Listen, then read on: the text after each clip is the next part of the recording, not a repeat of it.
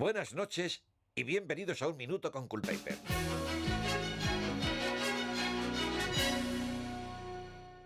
Ha pasado casi una década desde que la exitosa biografía Bajo la Máscara desvelara secretos de la banda de aventureros enmascarados original de Los Nuevos Minutemen. En 1975, cuando Un Minuto con Culpaper acababa de llegar a las ondas, entrevistamos al autor de Bajo la Máscara, Hollis Mason, el exaventurero conocido como Búho Nocturno. Cuando se emitió mi reportaje original en 1975, aún no se había aprobado la Ley King. Esa polémica ley ilegalizaba a todos los aventureros disfrazados y héroes enmascarados. Dado el actual clima de inquietud en torno al tema de la justicia enmascarada, hemos pensado que sería interesante volver a ver ese episodio original como recordatorio de dónde empezó todo el fenómeno de los héroes disfrazados.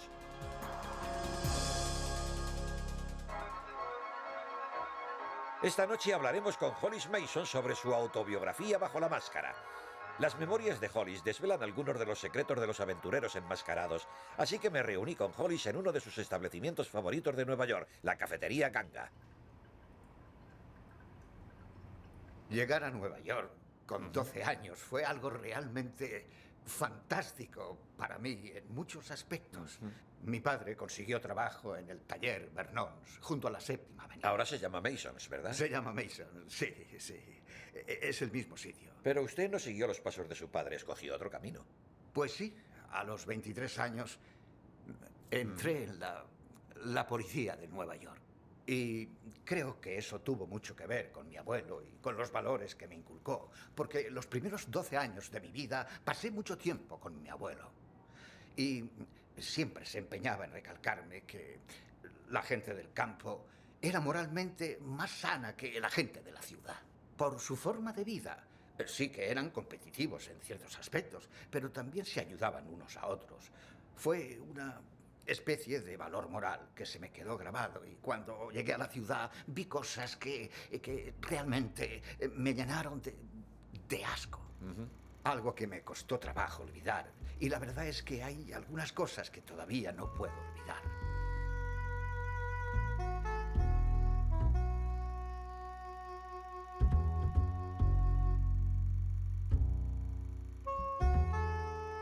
Cuando lo que me enseñó mi abuelo y lo que veía en la ciudad, cuando la distancia entre dos cosas se hacía demasiado grande y no podía soportarlo, me sumía en mi otro mundo, el mundo de las novelas de ficción baratas.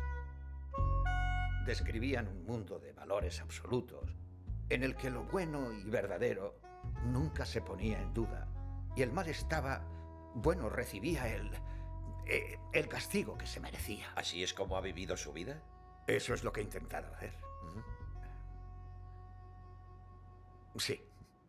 Hollis Mason, un joven policía idealista que intenta encontrarle sentido a los valores de campo de su abuelo, atenazados por la gran ciudad en la que vive.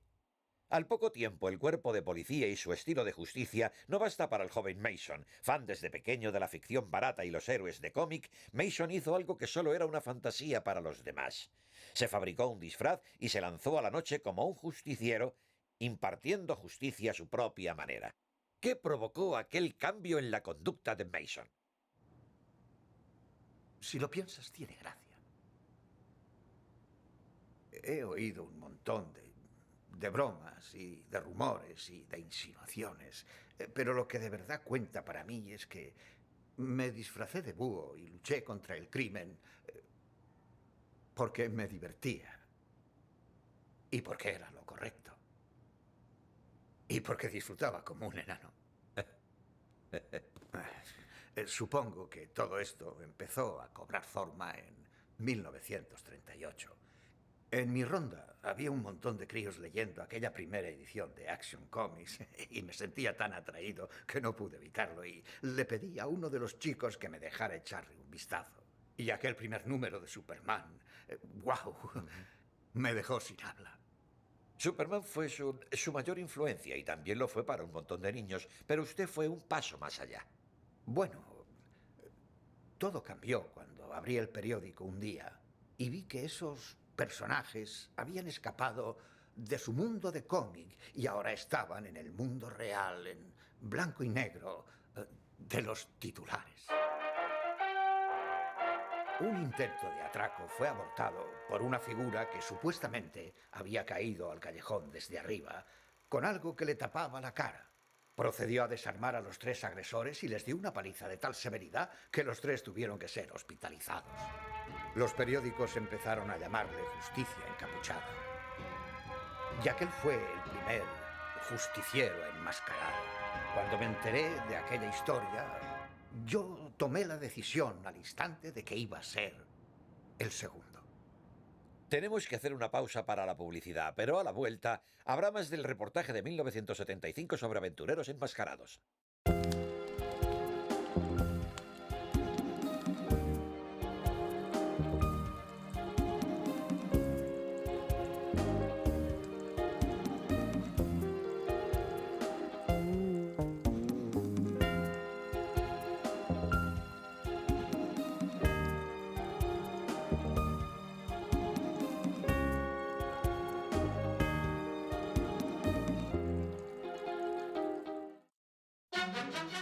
Gracias por continuar con nosotros. Seguimos con nuestra retrospectiva sobre Bajo la Máscara y lo que esos hombres y mujeres significan para nosotros ahora. ¿Cómo se le ocurrió el disfraz de búho? Al final cobró forma, gracias a otro poli con el que trabajaba yo en mi comisaría, y que siempre me decía que fuéramos a tomar una cerveza después del trabajo.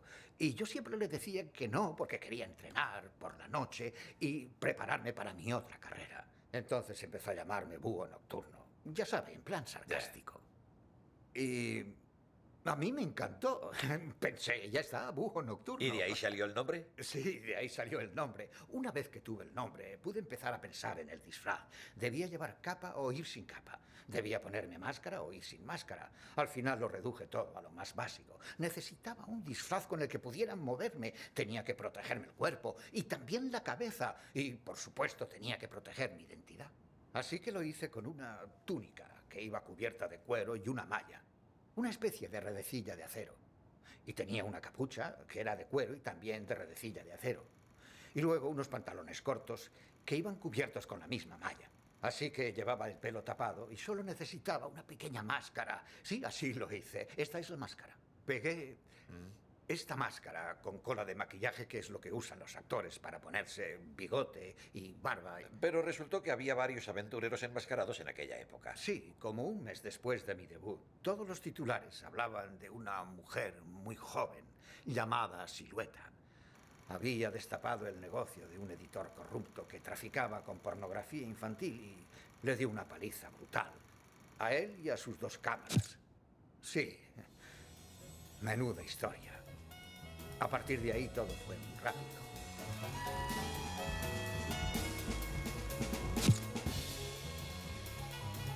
Circulaban historias de un hombre vestido de polilla que podía planear por los aires.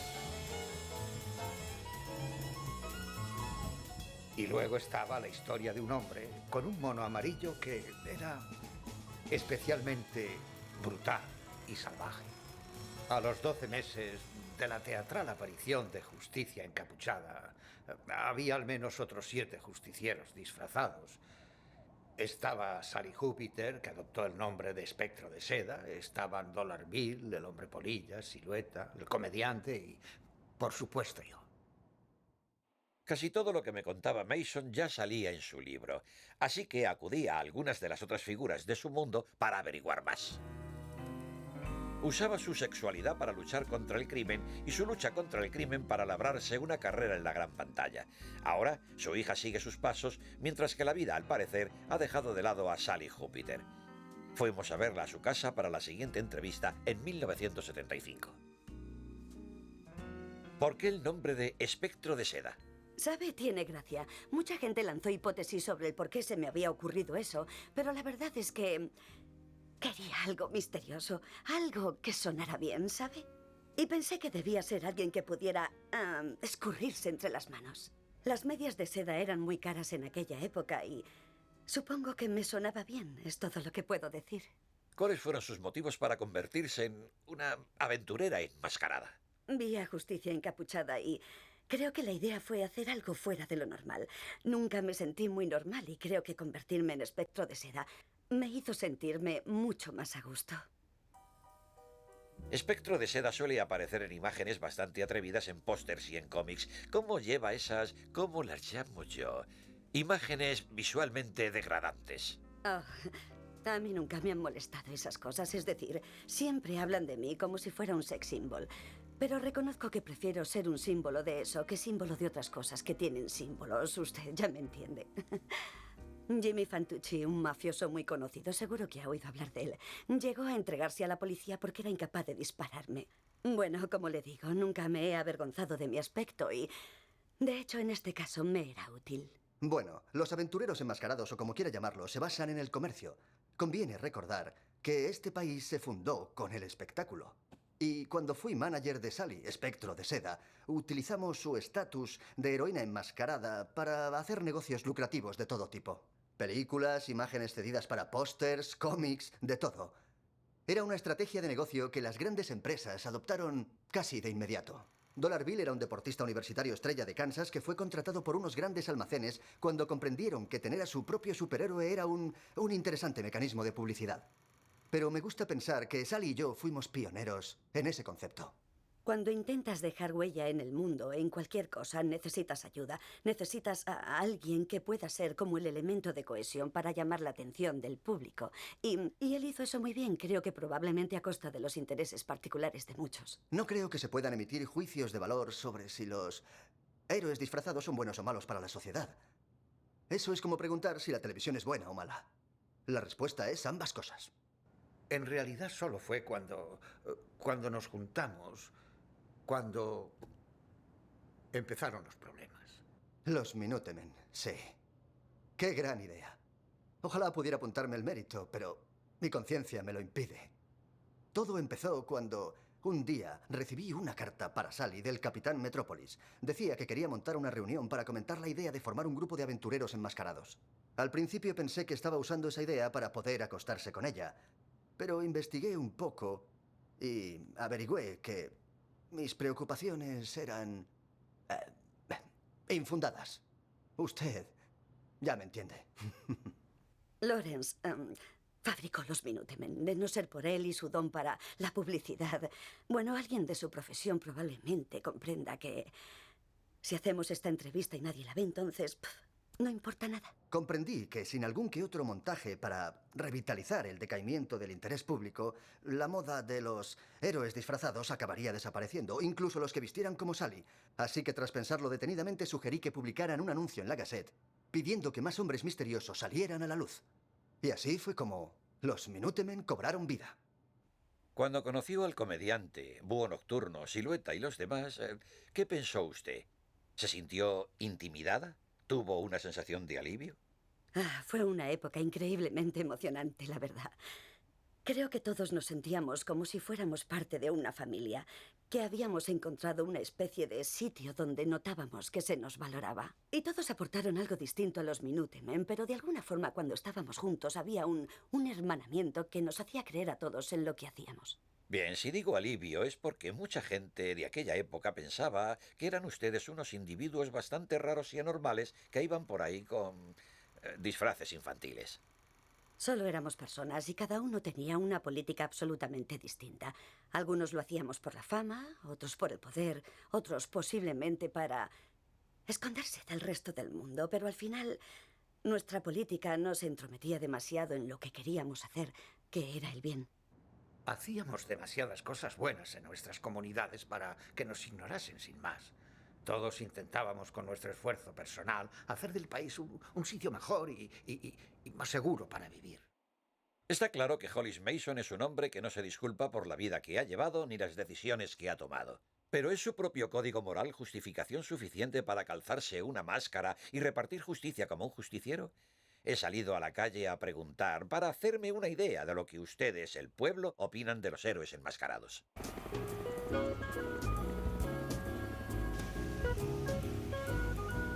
No sé. Tengo muchos clientes que son polis, gente que me compra el periódico o un paquete de tabaco cada día y me dice que esos aventureros enmascarados les hacen el trabajo más difícil. ¿Qué opino de ellos? Casi me destrozan el negocio, eso sí que lo sé. Mutilan a mis clientes. Les gusta partir dedos, les hace gracia, sí. Son peligrosos. Pero por otro lado, ¿y si no hubiéramos tenido a ese doctor Manhattan de nuestra parte? Bueno, ya sé que es inconcebible ahora que sabemos lo que sabemos, pero quién sabe si las cosas habrían salido igual en Vietnam sin él. Perder aquella guerra habría hundido al país. Más sobre los aventureros disfrazados y la polémica que los rodea tras estos consejos publicitarios. Seiko anuncia el primer cronógrafo digital con cristal de cuarzo líquido. Da la hora, la fecha y con pulsar un botón se convierte en un cronómetro que registra tiempos de carrera y 2 llegadas distintas en décimas de segundo. La hora, que se almacena en una memoria electrónica, vuelve a aparecer cuando se vuelve a pulsar el botón. El cronógrafo de cristal líquido de Seiko, solo uno de los magníficos relojes digitales de cuarzo de Seiko.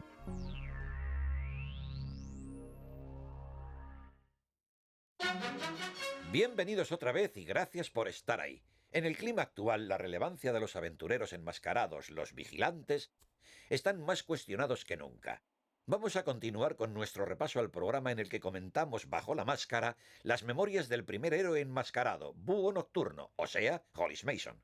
Un libro que planteó muchas de las preguntas que nos hacemos hoy sobre estos hombres y mujeres que actúan al margen de nuestras leyes y normativas.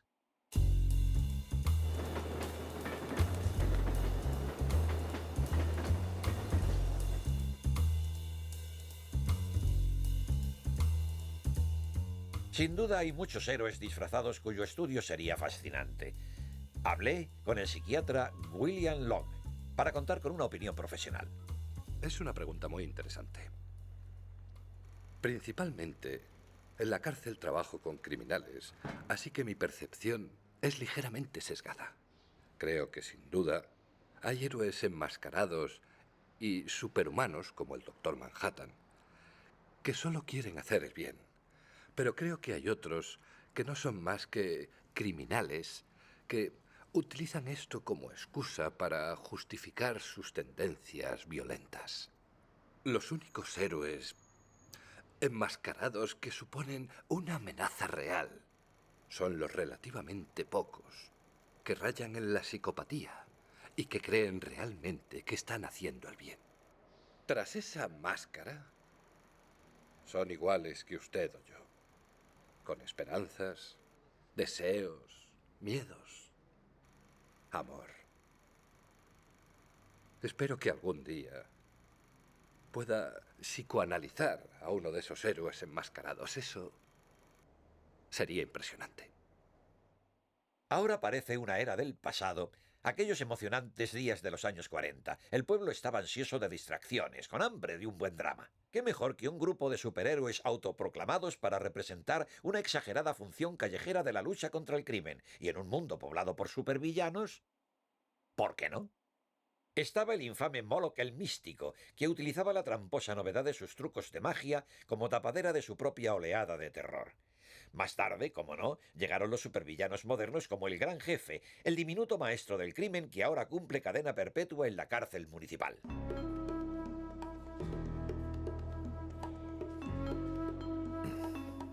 ¿Creéis que yo soy la amenaza? Yo no llevo máscara, no tengo nada que ocultar. ¿Qué clase de persona lleva una máscara? Soy un respetable empresario. No fue fácil encontrar a Moloch el Místico, aunque tampoco es que fuera muy difícil. Verán, Moloch, al igual que muchas infames figuras de nuestro pasado de la posguerra, simplemente había vuelto a la vida civil.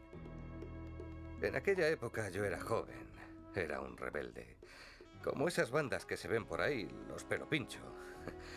Cuando vives en un mundo con figuras de autoridad sobrehumana y quieres rebelarte, tienes que rebelarte a una escala superior. Tienes que ir más allá, ¿sabe?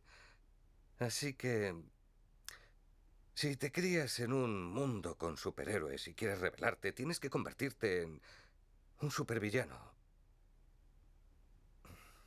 Sí, creo que la sociedad está mejor sin superhéroes, porque eso significa que tampoco se necesitan supervillanos. Gracias. Gracias. Verá, aquello no duró ni 10 años. Cuando llegaron los años 50, toda la percepción de los aventureros disfrazados cambió. Sí. Fue una moda, y esa moda se estaba muriendo y nosotros moríamos con ella. Sally se quedó embarazada y se fue. El resto tuvimos que declarar ante el Comité de Actividades Antiamericanas. Aquello fue una caza de brujas. Nos obligaron a todos a desvelar nuestra identidad a uno de sus representantes. Soy el Capitán Metrópolis de los Minutemen. Por suerte, como el Capitán Metrópolis tenía una impecable hoja de servicios en el ejército y como yo mismo servía en el cuerpo de policía, ambos quedamos más o menos libres de sospecha enseguida. El hombre polilla tuvo más dificultades, sobre todo por los amigos de izquierda que había tenido durante su época de estudiante. Al final fue absuelto, pero la investigación fue tan larga y tan despiadada que creo que la presión a la que estaba sometido exacerbó su problema con la bebida y acabó causándole su crisis mental.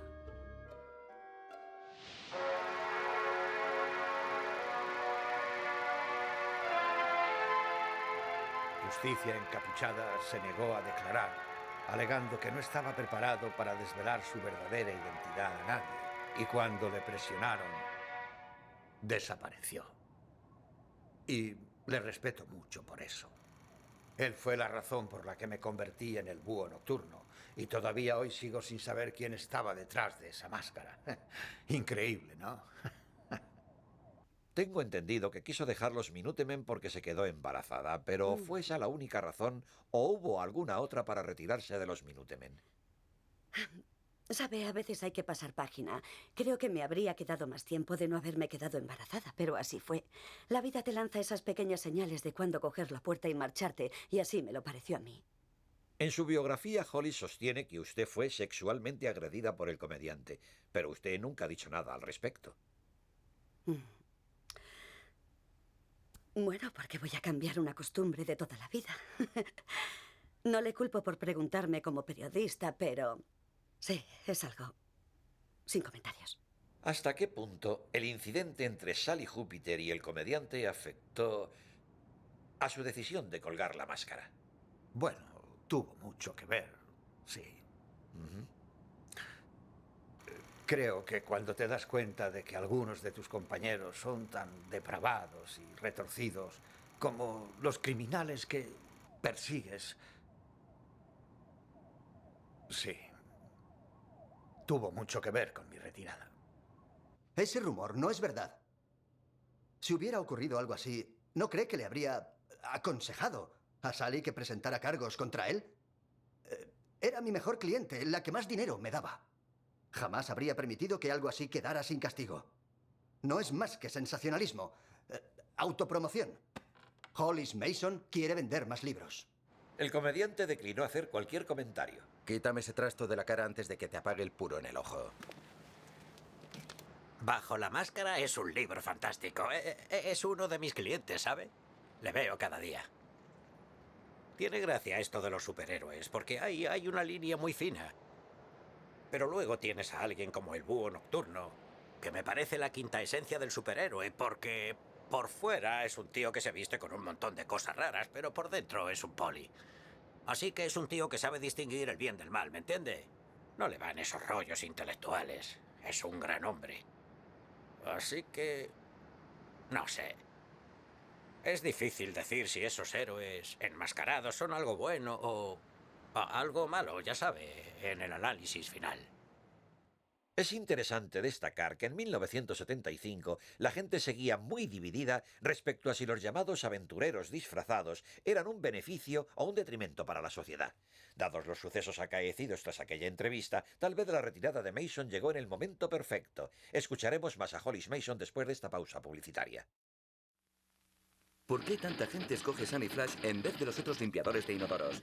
Sunny Flash tiene potencia extra, limpia dentro del inodoro y limpia en el desagüe. Esta acción a cámara lenta muestra que Sunny Flash, gracias a su potencia extra, limpia manchas de óxido y depósitos dentro del inodoro y a lo largo del desagüe. Sunny Flash, con potencia para matar millones de gérmenes. Sunny Flash limpia dentro del inodoro y limpia en el desagüe. Compre Sunny Flash en polvo o líquido.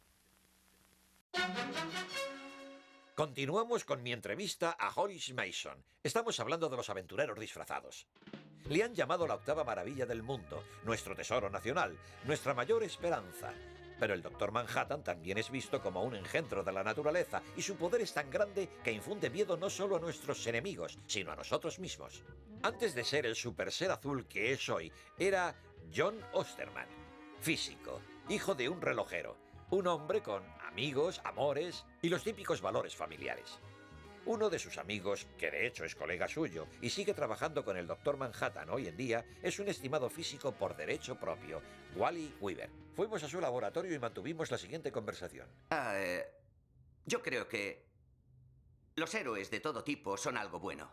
Me refiero a los hombres y mujeres de nuestras fuerzas armadas. Me refiero a los policías y los bomberos. Me refiero a los científicos y los médicos. Y... sí, yo incluiría a los héroes enmascarados en ese grupo que también es un beneficio para la sociedad. John es un... Perdón, el Doctor Manhattan es un... es algo completamente distinto. Es más, estoy escribiendo un libro sobre cómo ha cambiado el paisaje geopolítico para siempre. En esencia, ha hecho que la mismísima idea de la guerra quede obsoleta.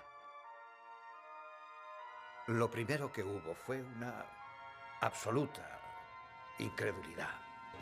Bueno, claro, también hubo júbilo. Es decir, era como si Santa Claus estuviera vivito y coleando. Pero el miedo... había un miedo terrible. Y una inseguridad que se te metía hasta los huesos. De repente comprendí cómo se siente un coche viejo cuando ve por la calle un modelo nuevo. Pero era algo más que eso. Verá, creo que puedo resumir aquella sensación en 3 palabras que son... nos han sustituido. Y no me refiero solo a los aventureros enmascarados, sino a la humanidad. Nos han sustituido. Holly siempre fue muy melodramático. No hay duda de que todos nos quedamos absolutamente conmocionados ante el hecho de que pudiera existir algo como el Doctor Manhattan. Aquello era algo que escapaba del reino de lo conceptual para nosotros, pero siempre necesitaremos a la humanidad, y por mucho que mejoremos y crezcamos a nivel tecnológico, seguimos necesitando el contacto humano. La gente siempre ha malinterpretado lo que dije de John. No lo estaba comparando con Dios. No estaba diciendo que fuese un dios. Yo solo... Ojalá nunca hubiese dicho eso. Pero una cosa está clara. John sigue siendo John. En el fondo, es un hombre. Bueno, coja lo que he dicho de los supervillanos como una respuesta directa a la aparición de los superhéroes y aplíquelo al escenario actual. Si tenemos un ser que puede destruir con un simple pensamiento, lo aterrador es que hay o pronto habrá un contrapunto o un adversario de ese ser. El universo siempre encuentra su propio equilibrio, su propio nivel. Lo que me preocupa es que el enemigo del Doctor Manhattan llegará pronto.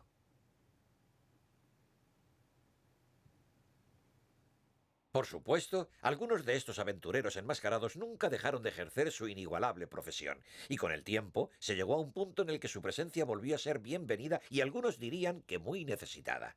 Las calles de las grandes ciudades están plagadas de violencia, intimidación y crímenes desenfrenados. Un entorno perfecto para el surgimiento de una nueva raza de héroes enmascarados. Como no, estoy hablando de los vigilantes. Con la escalada de la Guerra Fría y la presencia de un verdadero superhombre al frente de nuestra defensa nacional, una creciente sensación de miedo e inquietud parece estar calando en la población.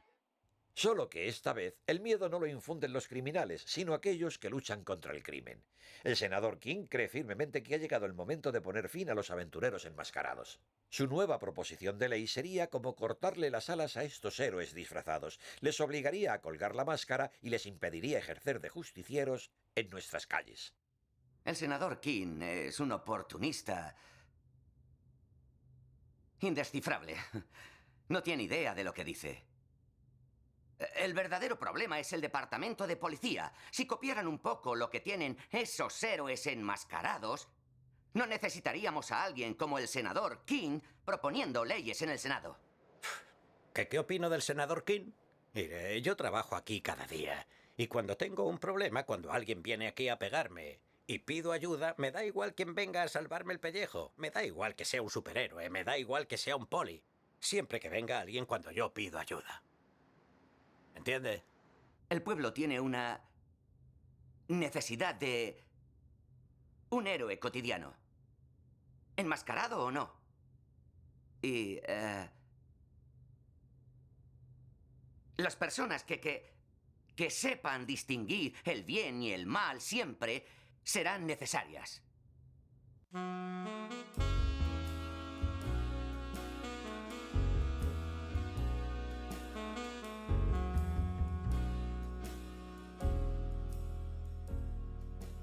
Bueno, quisiera pasar al plano personal un momento. Usted no se ha casado nunca. ¿Por qué? Pues Gracias. supongo que si hay una razón por la que no me he casado es porque... Bueno, Sally Júpiter estaba pillada. Creo que no es ningún secreto que me gustaba como a la mitad de la población masculina. Pero para cuando reuní el valor para invitarla a salir, ya estaba casada con su manager. En realidad tiene gracia. Yo me disfrazaba de búho y me jugaba la vida todos los días, pero bueno, cuando se trataba de invitar a salir a una chica, era más de lo que podía soportar. Por desgracia, creo que nuestro matrimonio estaba condenado desde el principio. Mi labor profesional en la vida de Sally hacía que me fuera muy difícil ser un buen marido. Era mi trabajo, como su manager, no solo aceptar el hecho de que Sally gustase a los hombres, sino fomentar esa atracción. Aprovecharme de ella.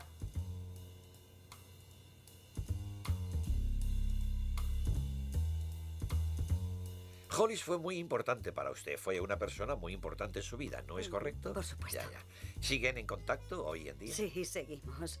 No tanto como yo quisiera, lo reconozco, pero bueno, la vida te lleva en distintas direcciones. Pero aquella época fue verdaderamente mágica. Y nos gusta hablar de los viejos tiempos cuando nos vemos. Creo que sigo teniendo una especie de idea preconcebida de que Búho Nocturno y Espectro de Seda acabarán juntos algún día.